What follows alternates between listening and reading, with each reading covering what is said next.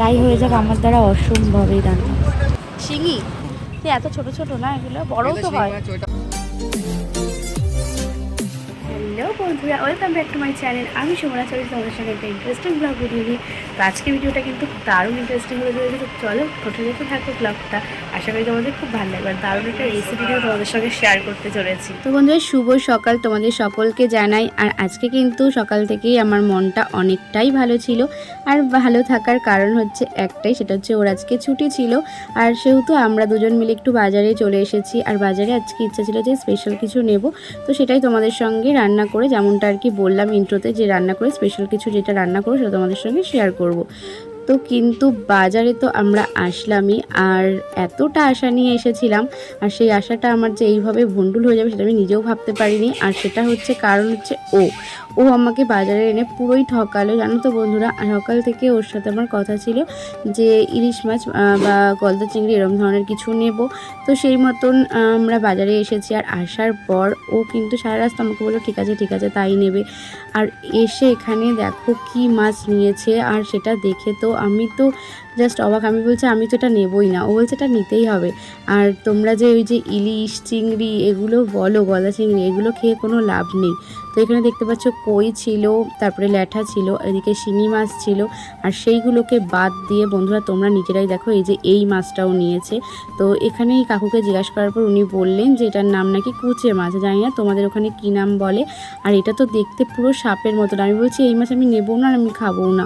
তো বলছে একবার খেয়ে বুঝতে পারবে যে কতটা টেস্ট। আমি বলছি আমি তো মানে খাওয়া তো দূরের কথা বন্ধুরা, আমার দেখে রীতিমতো এতটাই আমি ভয় পেয়ে গেছি। কখনও কিন্তু আমি এর আগে এই মাছটা দেখিনি, তো খাওয়া তো দূরেরই কথা। আমাকে বলছে চলো এটা কাটতে হবে বাড়ি থেকে। আমি বলছি আমি তো তো নাই, আর রান্নাও আমি করতে পারবো না। ও বলছে ঠিক আছে দেখা যাবে। তাই বলে এখানে দেখো এই মাছটাকে দিয়ে দিয়েছিল কাটার জন্য। আর আমি এই মুহূর্তে কিন্তু ওখানে ছিলাম না, তো এই ভিডিওটা ওই করেছিল। বলছে যে কাটার এখন ভিডিও করে নিচ্ছি, বাড়িতে গিয়ে পরের বার যখন নেবো তোমাকে দিয়ে কাটাবো। আমি যে সাংঘাতিক কথা, আমি এই সমস্ত কাটবোই না। আর এদিকে দেখো দেখাচ্ছিলাম যে শিঙি মাছ ছিল, তা সত্ত্বেও কিন্তু ওই সব কুচে মাছটা যেসব নিল। আর দেখো বন্ধুরা, আমার কিন্তু মুডটাই পুরো অফ হয়ে গেছিলো। আমি আর ক্যামেরাও করিনি, ভিডিওও করিনি। আমার এতটাই মন খারাপ হয়ে গেছে যে আমি ইন্ট্রোটা দিয়ে বেরোলাম, তোমাকে বললাম পর্যন্ত, তুমি বললে হ্যাঁ আজকে ইলিশ মাছ নেবো, তারপরেও এইসব কী নিলে। আর এরকমভাবে ঠকানোটা কি উচিত বলো? আমাকে নিয়ে গিয়ে এইভাবে ঠকালো। আর বলছে না ভিডিওটা কন্টিনিউ তো করতেই হবে, যেটা বলেছো তুমি বন্ধুদের সঙ্গে তুমি শেয়ার করবে রান্নাটা, তো এটাই শেয়ার করবে আজকে। আমি বলছি কখনোই না। আর দেখো তোমাদেরকে দেখালাম যে আমাকে কিভাবে ঠকিয়ে বাজারে নিয়ে গিয়ে ইলিশ মাছের বদলে কুচে মাছ কিনে দিয়েছে। মানে 500 টাকার ইলিশ মাছের বদলে 500 টাকার কুচে মাছ নিয়ে চলে এসেছে। তো ভাবো এত মাছ কে খাবে জানি না ভাই। তো এখানে ও তারপরে নুন হলুদ মাখিয়ে রেখে দিয়েছিল কিছুক্ষণের জন্য। আমি তো বাড়ি এসে রান্নাবান্না করতেই চাইনি, তো অনেক বোঝানোর পর তারপর ভাবলাম যে না, এতবার করে যেখানে বলছে, আর মানে সবসময় তো আমার আবদারের জিনিসগুলোই, আমার পছন্দের জিনিসগুলোই ও আনে। তো চলো আজকে না হয় ওর পছন্দের জিনিসটাই আজকে রান্না করব। আর এইদিকে দেখো কিছুই না, মাছটাকে জাস্ট ভালো করে নুন হলুদ দিয়ে মাখিয়ে রাখার পর 5 মিনিট মাখিয়ে রেখেছিল।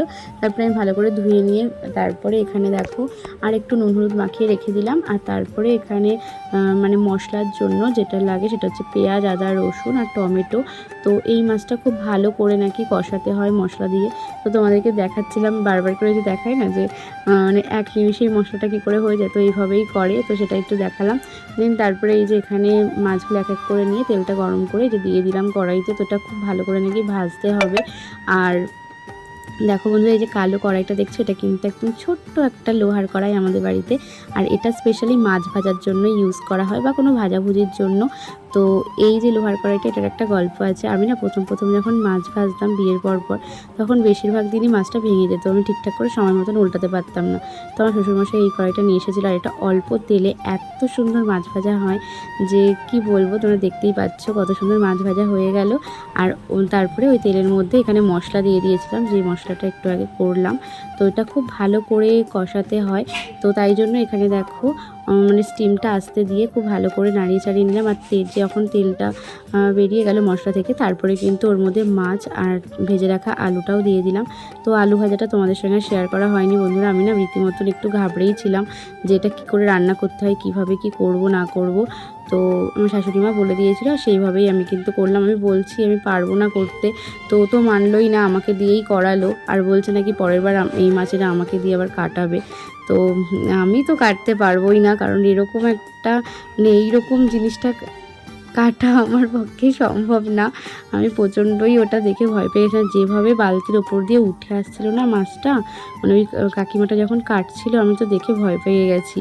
তো কাকিমাটাও বলছিল যে না, এই মাছ অনেক উপকারী, নাকি রক্ত হয়। জানি না বন্ধুরা, তোমরা যদি জেনে থাকো বা তোমরা যদি খেয়ে থাকো অবশ্যই কিন্তু জানিও। তো এইভাবে কষিয়ে নিয়ে অনেকক্ষণ ধরে কষিয়েছি। দেন তারপরে এখানে দেখো একটু গরম জল দিয়ে দিয়েছিলাম। তারপরে এটা ফুটতে থাক, আর তারপরে নামানোর সময় একটু ঘি আর গরম মশলা দিয়ে জাস্ট নামিয়ে নিলেই নাকি হয়ে যায় রেডি। তো বন্ধুরা, আজকের ভিডিওটা তোমাদের কেমন লাগলো না ইচ্ছা সত্ত্বেও তোমাদের সঙ্গে আমার শেয়ার করতে হলো।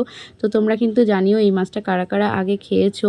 তো চলো আজকের ভিডিওটা এখানেই এন্ড করছি। টাটা বাই বাই, দেখা হচ্ছে নেক্সট কোনো ইন্টারেস্টিং ব্লগ ভিডিওর সঙ্গে। আর ভিডিওটা যদি তোমাদের ভালো লেগে থাকে তাহলে অবশ্যই লাইক কমেন্ট শেয়ার আর জানিও কিন্তু কারা কারা এই মাছটা খেয়েছো।